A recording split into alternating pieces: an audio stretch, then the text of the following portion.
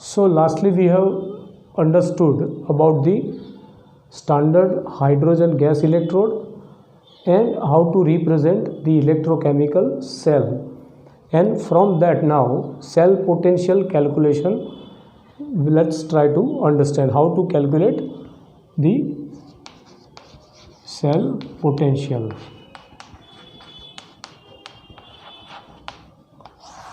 Right, so here today we are focusing on standard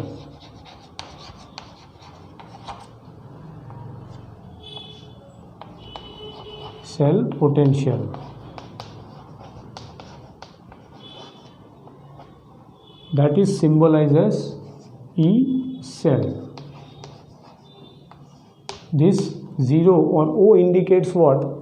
These are under standard condition. Let me remind you what are standard condition.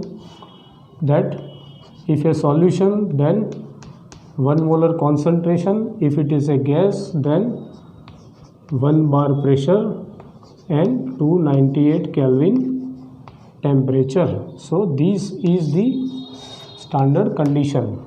तो अभी हम इसकी ये practice करेंगे और समझने की कोशिश करेंगे कि स्टैंडर्ड सेल जब होते हैं दो हाफ सेल, तो उनका सेल पोटेंशियल कैसे कैलकुलेट किया जाए. तो देखो दोस्तों, तो पहले तो हम एक इलेक्ट्रोकेमिकल सेल, चलो गैल्वेनिक सेल का एग्जांपल लेते हैं. तो what is that galvanic cell indicates? That's Zn solid slash Zn+2 aqueous 1 molar separated by salt bridge, and then copper +2 aqueous 1 molar and separated by copper solid electrode.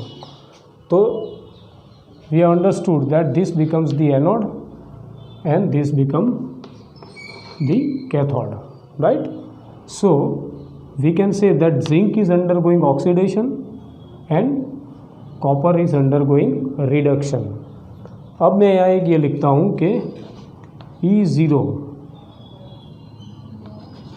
Zn+2 Zn that equals to minus 0.76 volt, and E standard Cu+2 slash Cu that equals to 0.34 volt. तो हम पहले इसको समझते हैं कि देखो यहाँ हो रहा है ऑक्सीडेशन और यहाँ पोटेंशियल क्या लिखा है? रिडक्शन. यहाँ रिडक्शन हो रहा है तो यहाँ रिडक्शन लिखा है, ये समझ में आया. लेकिन why this is? It is simply because of IUPAC convention. How we represent? Always E0 reduction. तो हमेशा क्या लिखा जाएगा एज पर IUPAC convention? Reduction potential, right, not oxidation potential. किसके रेफरेंस में? तो standard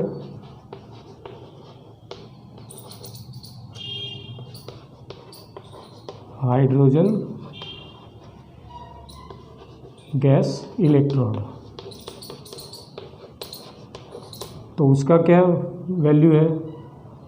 that is 0.0 volt, right. तो ये स्टैंडर्ड है. उसकी कंपैरिजन में ये पोटेंशियल दिए गए हैं और मेज़र किए गए हैं, जिसको हम बोलते हैं EMF सीरीज.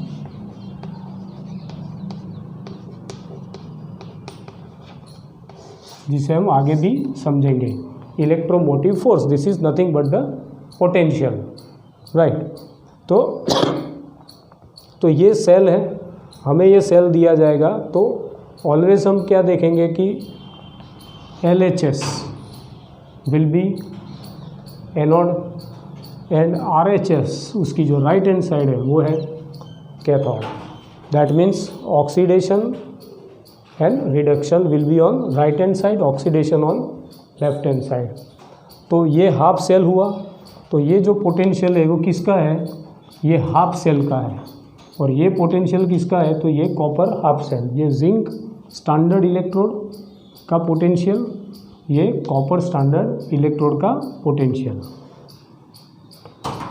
किसके कंपेयर में, तो हाइड्रोजन गैस इलेक्ट्रोड में, जिसको स्टैंडर्डाइज किया गया IUPAC द्वारा। और क्या लिखा गया, रिडक्शन, रिडक्शन लिखा गया है ऑलवेज, क्योंकि रिडक्शन ही दिखाना है। तो इसका उल्टा क्या हो सकता है, सपोज मैं ये लिखूं कि भाई ये रिडक्शन, तो इसका ऑपोजिट क्या होगा, माइनस ही ऑक्सीडेशन, क्योंकि हम ये जानते हैं कि जितना मैग्नीट्यूड में ऑक्सीडेशन या रिडक्शन होता है तो उतना ऑक्सीडेशन होगा। सपोज मैं यहाँ लिखूँ कि E0 ऑक्सीडेशन, तो इसका ऑपोजिट क्या होगा, E0 लेकिन माइनस। क्लियर।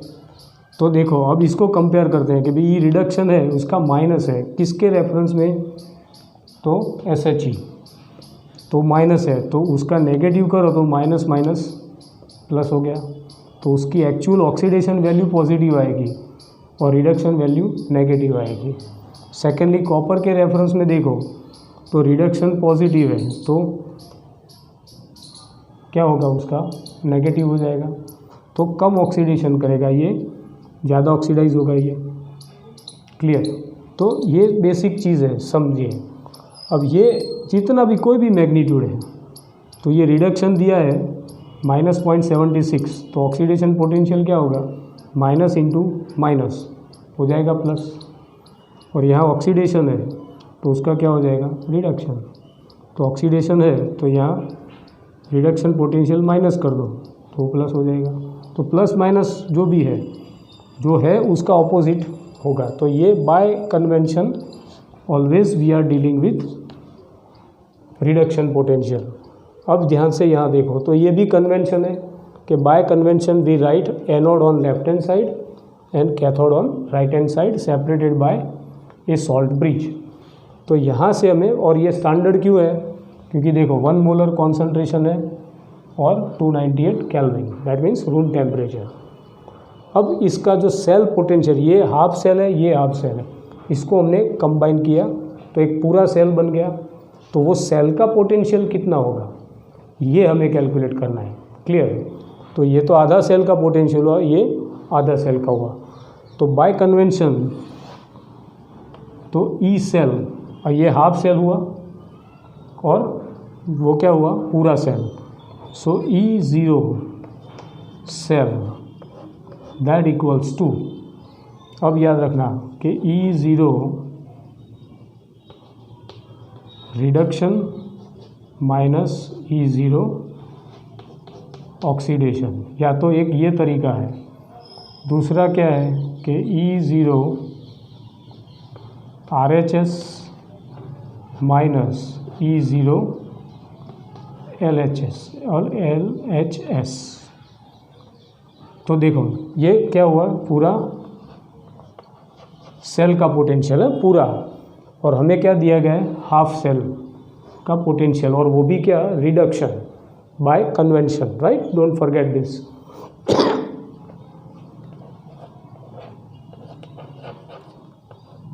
तो अब वैल्यू सब्स्टिट्यूट कर, ये दोनों में से कोई भी हम यूज़ कर सकते हैं। चलो एक और भी यूज़ करते हैं, E cell cathode minus E0 anode. तो ये भी हम यूज़ कर सकते हैं। आप तीनों में से कोई एक यूज़ कर सकते हो।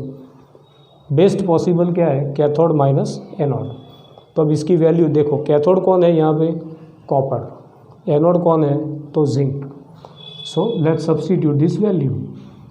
और आपको फिर भी डिटेल में जाना है तो चलो एक और कर देते हैं। तो कैथोड पे क्या है, कॉपर, सो Cu + 2 Cu minus E0 Zn + 2 /Zn। हो गया, ये एनोड है, ये कैथोड है। This is anode and this is cathode. अब इसकी वैल्यू सब्सटीट्यूट कर दें तो कैथोड की वैल्यू क्या है 0.34 वोल्ट माइनस, तो इसकी वैल्यू क्या है जिंक इलेक्ट्रोड की माइनस 0.76 वोल्ट। तो टोटल क्या आएगा, ये माइनस माइनस प्लस हो जाएगा, so we can write 6 and 4 0, right, and carry 1 7 and 3 0, carry 1 that is 1 and 1 added, so here we can write 1.1 volt is the E standard cell। तो ये जो standard cell बना इसका सेल पोटेंशियल कितना आया तो 1.1 वोल्ट। अब आपको इंट्रोडक्टरी बात याद करो, डैनियल सेल जब हम डिस्कस कर रहे थे तो उसकी वैल्यू 1.1 वोल्ट वहाँ लिखी गई थी, और उस टाइम पे भी मैंने कहा था ये कैसा है हम समझेंगे। सो इस तरीके से स्टैंडर्ड सेल की सेल पोटेंशियल हम कैलकुलेट कर सकते हैं। Any of this three you can remember, it is a very simple calculation, but ध्यान क्या रखना है तो ये सॉल्ट ब्रिज उसके लेफ्ट हैंड साइड पे होता है एनोड, राइट हैंड साइड पे होता है कैथोड। तो E cell is what potential, standard potential of cathode minus standard potential of anode, you will substitute the value. अब मानो इसके बदले कोई गैस इलेक्ट्रोड है, as standard hydrogen gas electrode हो तो क्या, तो उसकी तो वैल्यू बाय डिफ़ॉल्ट 0.0 वोल्ट है। क्लियर, तो आपको ये दिया जाएगा मेनली,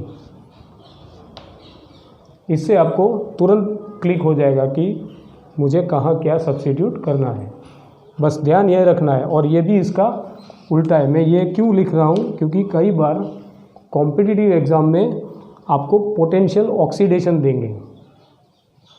सपोज एक एग्जांपल चलो यहाँ से लेते हैं कि भाई E0 Cu+2 Cu equal to 0.34 volt है, तो ये अब कौन सा है तो रिडक्शन पोटेंशियल है, राइट। तो उसका ऑक्सीडेशन कितना होगा तो -0.34 volt, that is its oxidation potential. So zinc का क्या होगा, माइनस रिडक्शन है तो ऑक्सीडेशन पोटेंशियल क्या होगा प्लस।